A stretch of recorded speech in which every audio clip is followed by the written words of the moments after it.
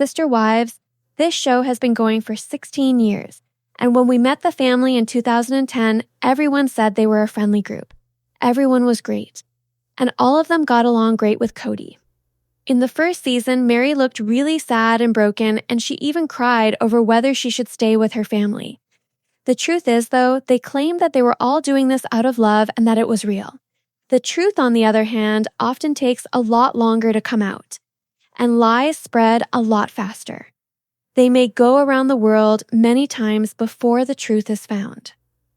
One of the hardest things about writing about this story is that I know all the lies that were told on the show and are still being told about it.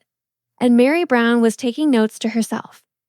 I'm not going to share any of the interviews because the author of the channel banned me a few years ago when I tried to share 10 or 30 seconds of an interview.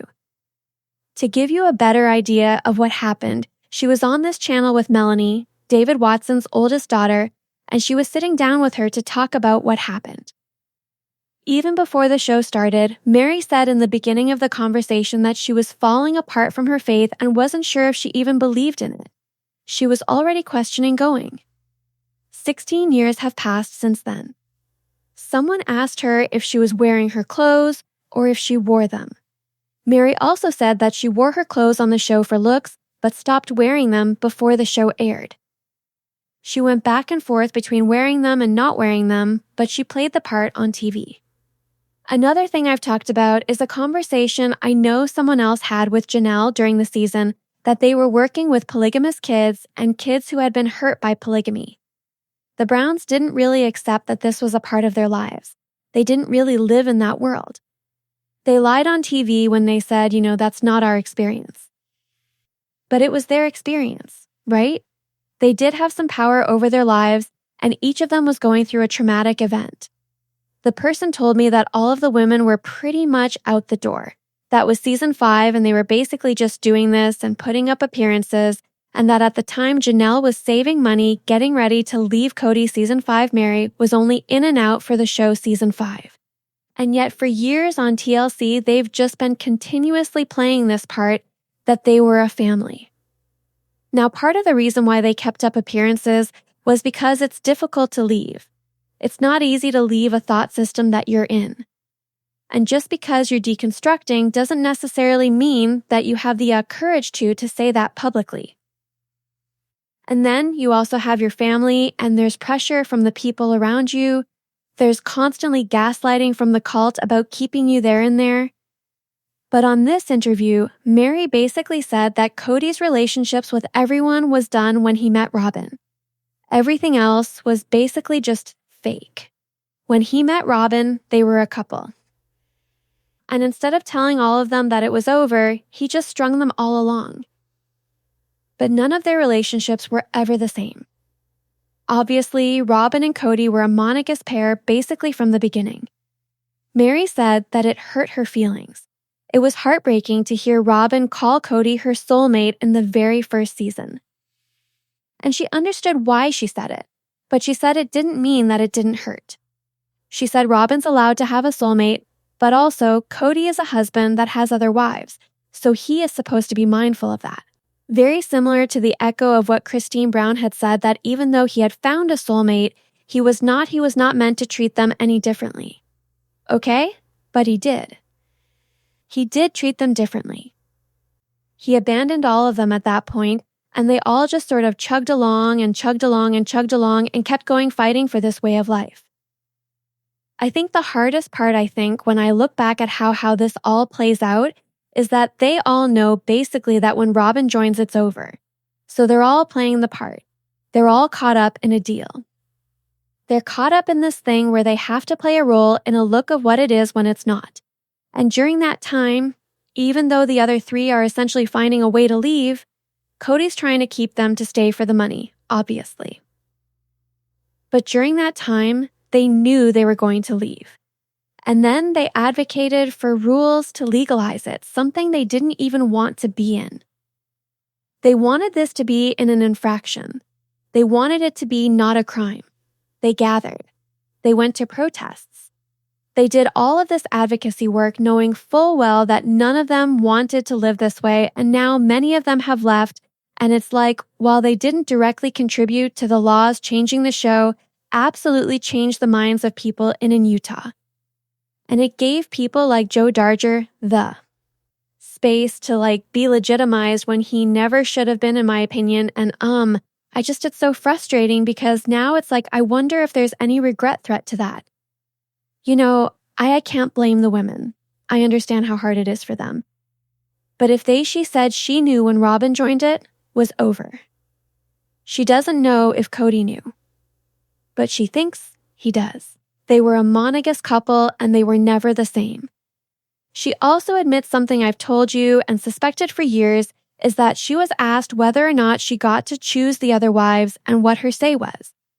And Meri said that it's forced control. Coercive control. She knew she had a say, but she also knew she couldn't say no. So even if she wanted to say no, she couldn't. Because the way that the system was built, she had to say yes. And if Kody wanted to bring someone in, she knew that if she said no, she would get in trouble and she would be the wrong one and it would be her fault.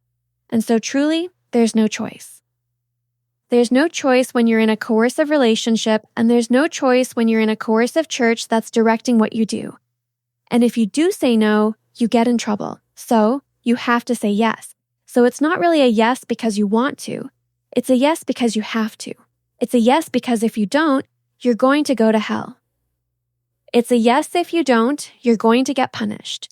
You might get hurt, you might lose rights, whatever it is. So, it's not a choice. Which again, just sort of begs the question of everything that I've said for years on this stage is that none of this was a choice. And I specifically remember a couple years ago, Meri was yelling on her Instagram about how dumb how much she didn't like me. And she doesn't just stay because of heaven, and it's not true what I say about the family and all of this, and they spent so much time not liking me because I didn't agree with them about the legalization or the decriminalization of polygamy, and yet at the same time the hypocrisy of. All of it is that they agree now it's wild, absolutely wild. This isn't about me. It's just odd. It's odd to hear them say this. I'm glad they're saying it. I'm happy they're saying it.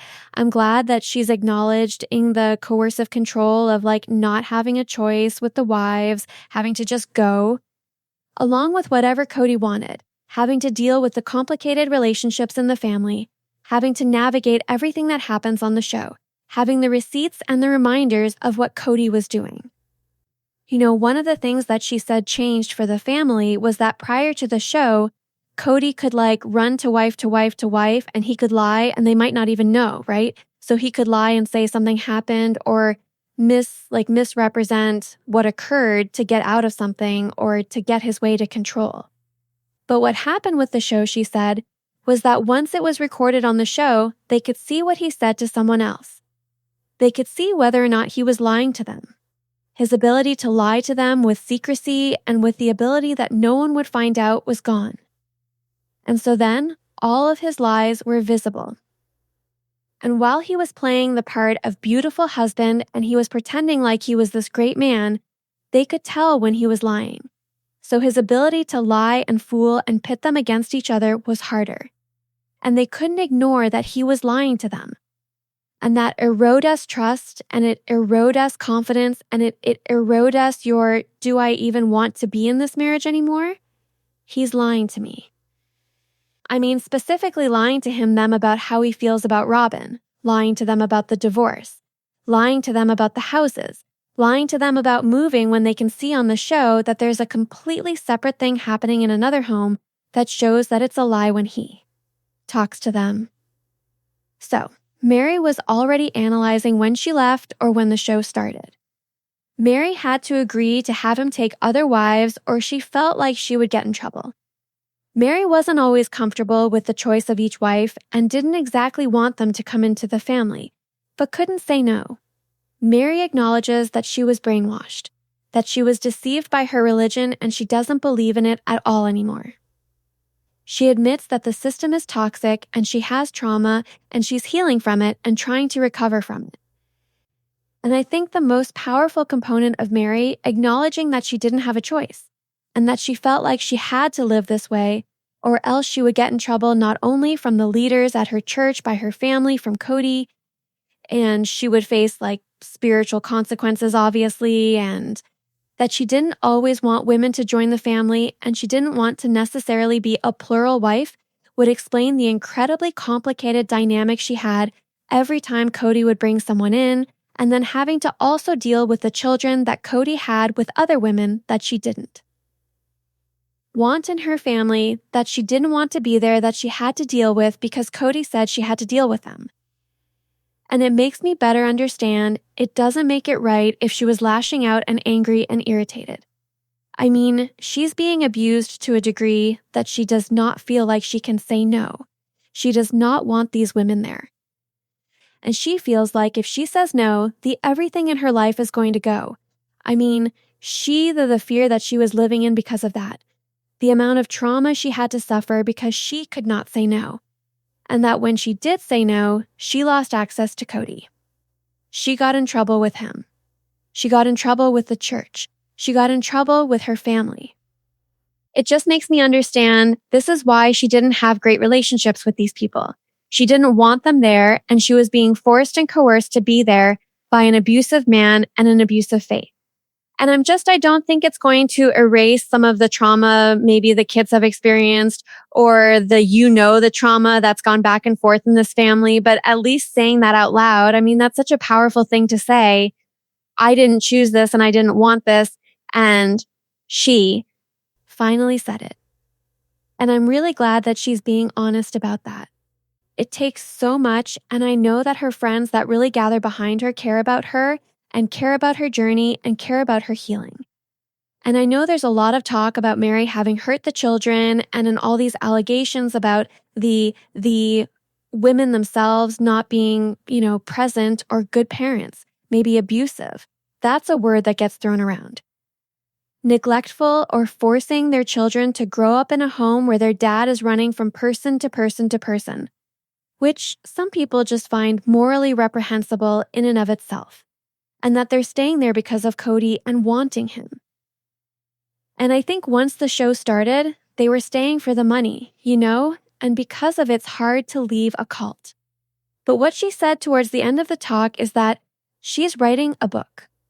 She's in the process right now of writing a book, a tell, all about her journey, about her life, about her story. So she will have her own book coming out. It hasn't been properly announced by a publisher. She didn't say what publisher. She just said she's currently in the process of writing her book. She also said she did not read Christine's book, and she recognized that every single person in the family would have a very different experience and would have a very different point of view.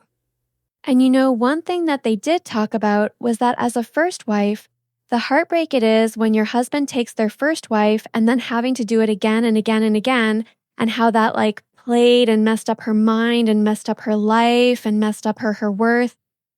It's hard to know, what she's going to say and what she's not going to say in her book. There's still they're still under contract with TLC. She made that clear. So there's obviously some sort of season in the works, and they're limited to a degree of what they can say and what they can't say, and they have to be extremely mindful about their public image and whether or not people are still going to support them after they've made these confessions.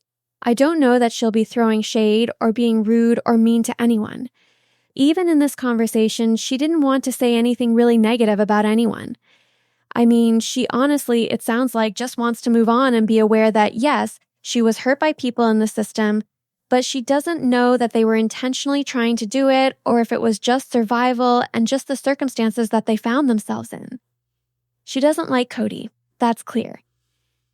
And she doesn't appreciate what he put her through, but she gives him grace, and she also gives Robin grace because she understands the position that Robin's in right now, where she feels like she has to defend her husband, or else she'll get in trouble because even though Kody's in a monogamous relationship, his personality has not changed.